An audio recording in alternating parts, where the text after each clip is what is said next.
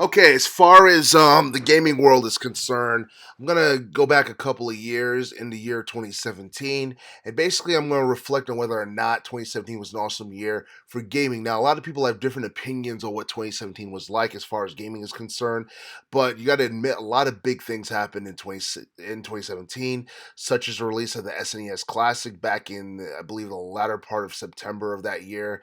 You had the release of the Nintendo Switch back in March of 2017, along with Zelda Breath of the Wild. You had the release of Super Mario Odyssey during the latter part of 2017. You had Splatoon 2, and you had the SNES Classic with all those older games from the early 90s, such as I believe we had F Zero, you had Super Mario World, you had Zelda Link to the Past, so many countless 16-bit gems on that SNES Classic, and it was really successful. Pre-orders were very high. In fact, a lot of the stores were like sold out. You couldn't buy the actual, console because, a lot of people had pre-ordered it.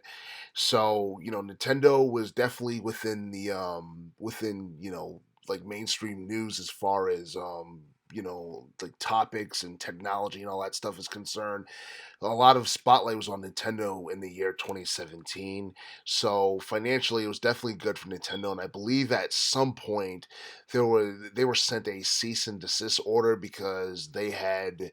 Or basically, they were accused of stealing the model for the design of the Nintendo Switch from another company. I can't remember the name, but there was definitely some controversy that Nintendo as a company was embroiled in 2017 following their success, but overall, it seemed like the positives overshadowed the negatives for that company in general. We also got to see the release of the Xbox One X back in 2017, and it was backwards compatible with older generation titles from the Xbox One and the Xbox 360. It also ran games in 4K resolution.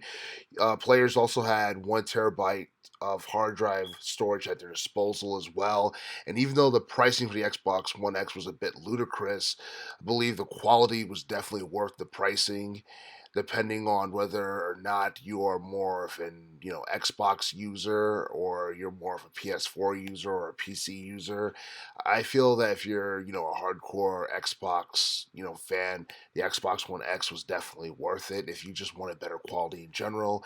And as far as 2017 is concerned, it's also going to be a year that's known for the game Fortnite coming out, and Fortnite is still every bit as popular now as it was back then. In fact, some might argue it's even more popular now than it was back then because when the game first came out back in July of 2017, within a short period of time, the game had over 1 million players and it utilized the Unreal Engine 4. It was released for multiple game systems such as the Xbox One, PlayStation 4, Microsoft Windows, and eventually Nintendo Switch.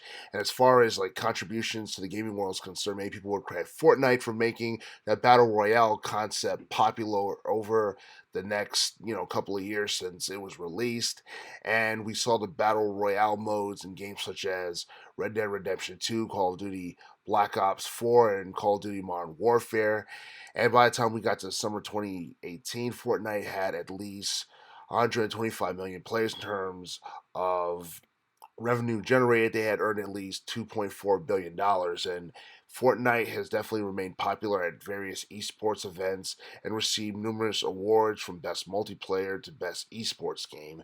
So definitely Fortnite is still popular. A lot of people are excited about season 2 and all that with Fortnite. And as far as gaming is concerned, other games, you have League of Legends, which came out back in the latter part of 2009. It should be noted that around the mid 2000s, mainly 2017, it seemed like Riot Games had basically reached its peak as far as monetary gain is concerned, because I believe in that year, uh, League of Legends earned 2.1 billion from basically that game had earned 2.1 billion in terms of like revenue and all that stuff, and it was significantly higher than what we saw in 2016, 2018, and 2019.